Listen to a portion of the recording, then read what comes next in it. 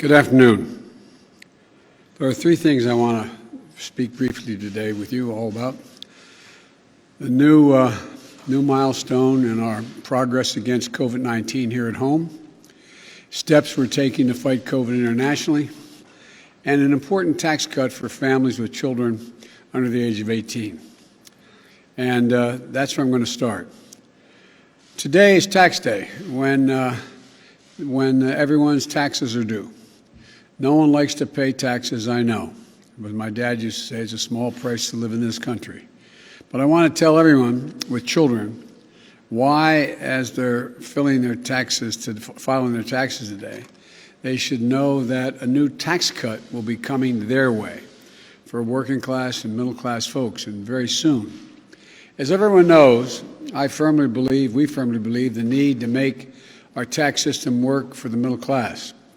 That's why I think we should ask corporations in the top 1% to start paying their fair share, and why we should crack down on millionaires and billionaires who escape taxes by cheating. But I also think we need to give ordinary families a break, a tax break, to help them with the cost of raising their kids. Most people don't know it, but for families with children, we put that tax cut into the American Rescue Plan, which was signed not long ago. And I signed the tax cut into law in March. 90% of the families, all middle class and working class families, will get this tax cut. It's a one-year cut that reduces your taxes by $3,000 a year for each child you have under the age of 18. 2 kids, it's a $6,000 tax cut. And if those kids are under the age of 6, they'll actually get $3,600 per child.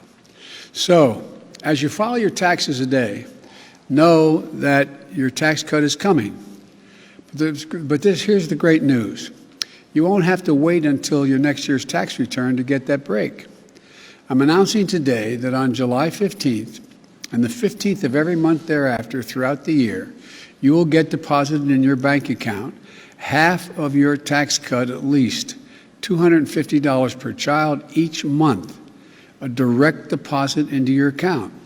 So if you're a working family with 2 kids, you're going to get $500 a month into your bank account on the 15th of every month starting July. We're getting, and we are getting you a tax cut this year now when you need it and not have to wait. And if you get your tax cut refund deposited in your bank account automatically, this tax cut will be put into your account automatically. If not, it will be mailed to you. In addition to helping Americans hard-pressed and working families, experts have told us this will cut child poverty in America in half. This tax cut sends a clear and powerful message to American working families with children. Help is here. Now let me talk to another milestone on a long battle with COVID. Today, for the first time since the pandemic began, pandemic cases are down in all 50 states. First time. That's right. Thanks a lot to the hard work of so many people, COVID cases are down in all 50 states. Now, I can't promise that will continue this way.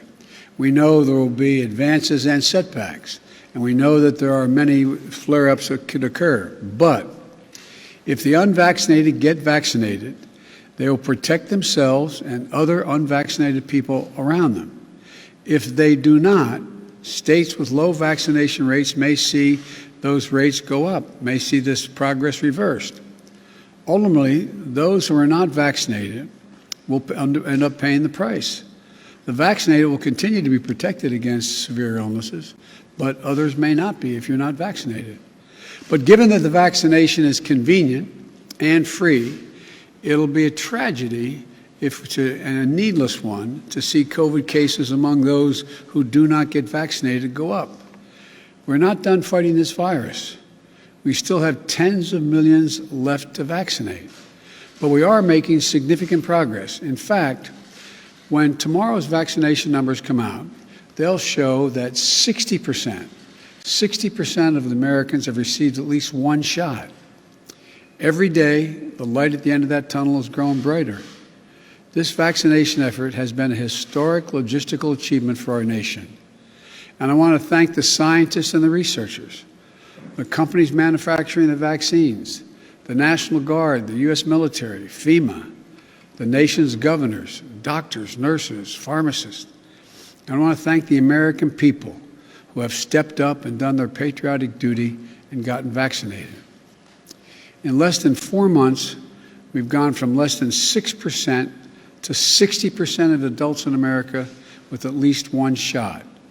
We're seeing the results in we're seeing the results in people's lives and in their livelihoods. Deaths are down from COVID by 81%, and also at their lowest level since April of 2020. As a result of our prompt action to roll out the vaccine and boost the economy, we've gone from stagnation to an economy that is growing faster than it has in nearly 40 years. We've gone from anemic job creation to a record of creation for a new administration. None has ever created this many jobs in this time frame. The progress is undeniable, but we're not done yet, and some of the hardest work is ahead. We're still losing too many Americans, and we still have too many unvaccinated people in America.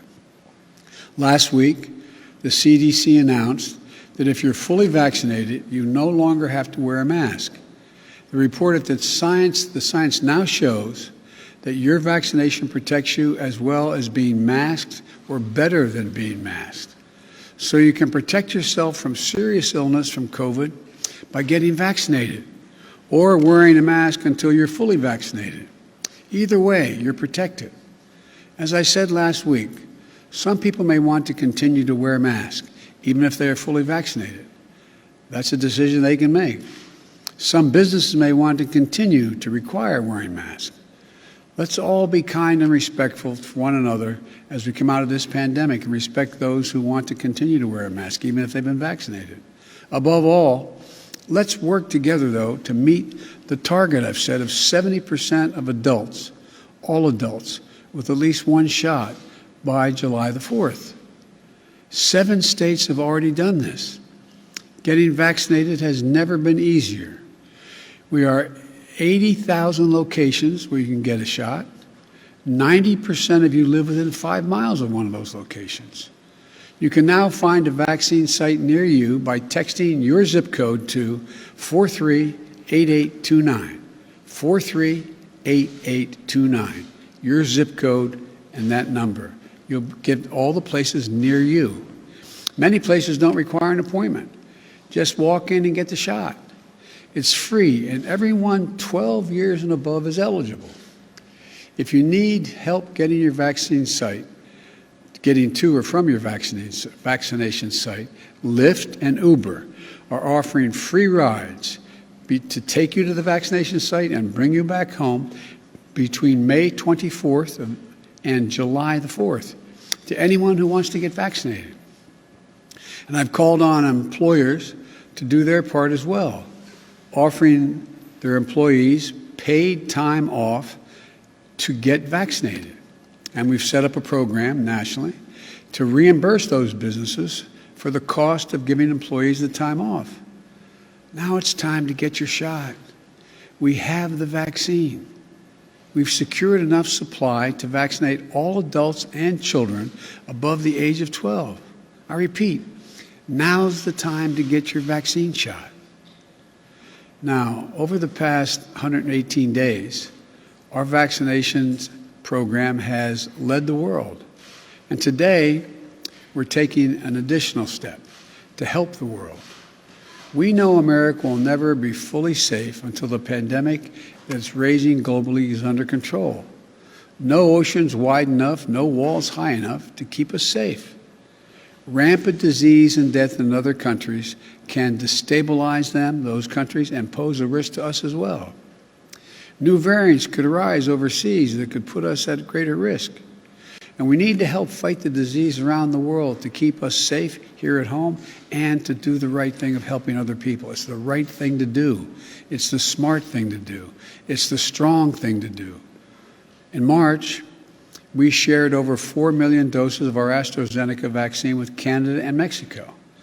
At the end of April, we announced that we would provide another 60 million doses of our AstraZeneca vaccine overseas. Remember, this is the vaccine that's not authorized for use in the United States yet, so we're going to be sending it to folks once the FDA has reviewed this and said it's safe. This is all the AstraZeneca vaccine produced in the United States. All of it will be sent to other countries. And today, I'm announcing they will also share U.S. authorized vaccine doses of Pfizer and Moderna and Johnson & Johnson as they become available with the rest of the world as well. These are vaccinations and vaccines that are authorized to be put in arms of Americans.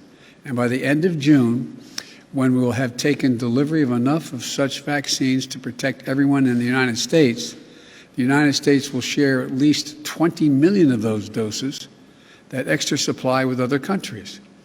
This means over the next 6 weeks, the United States of America will send 80 million doses overseas.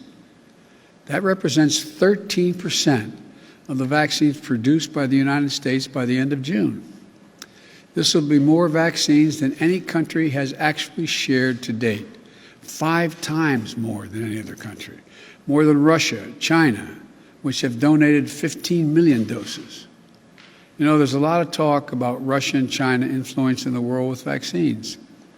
We want to lead the world with our values, with this demonstration of our innovation and ingenuity and the fundamental decency of the American people. Just as in World War II, America was the arsenal of democracy in the battle against COVID-19 pandemic, our nation is going to be the arsenal of vaccines for the rest of the world. We'll share these vaccines in the service of ending the pandemic everywhere.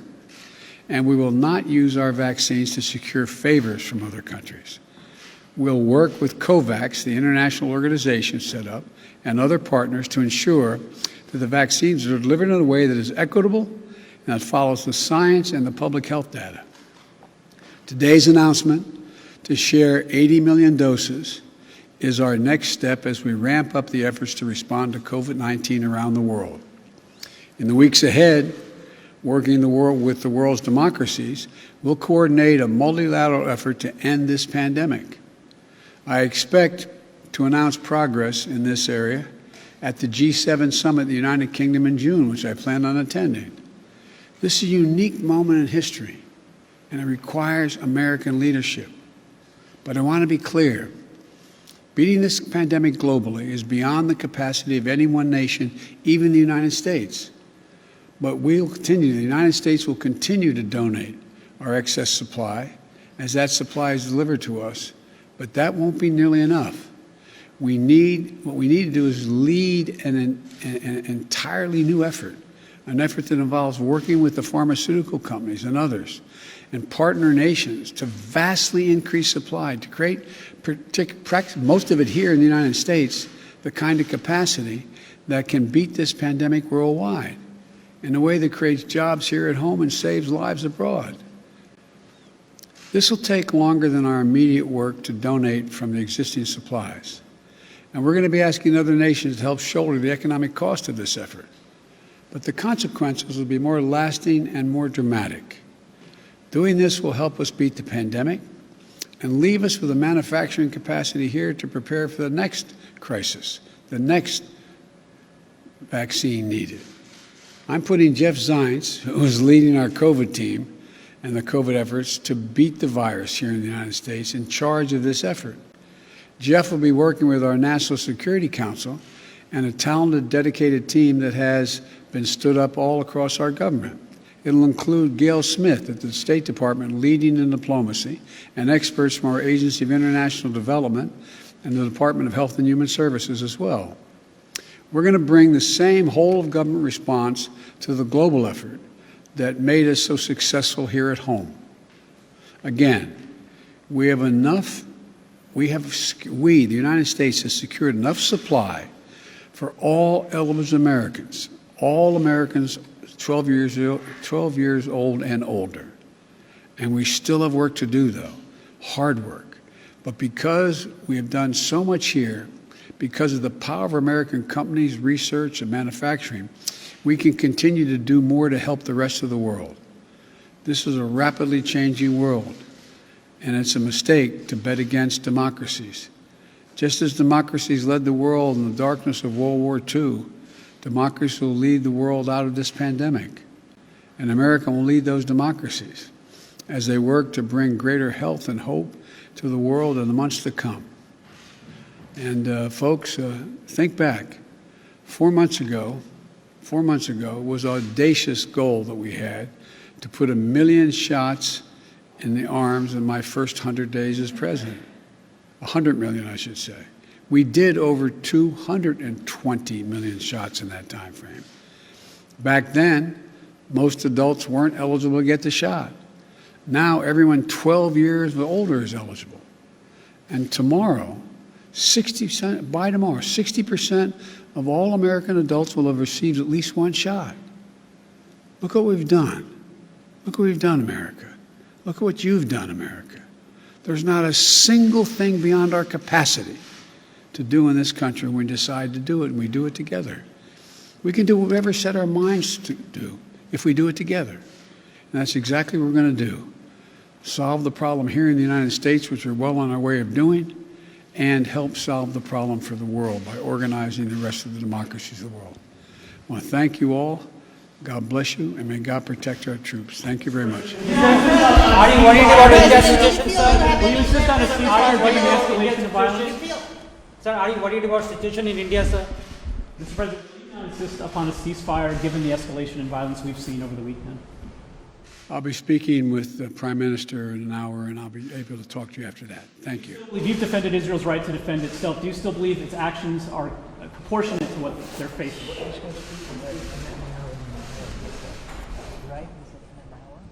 In an hour.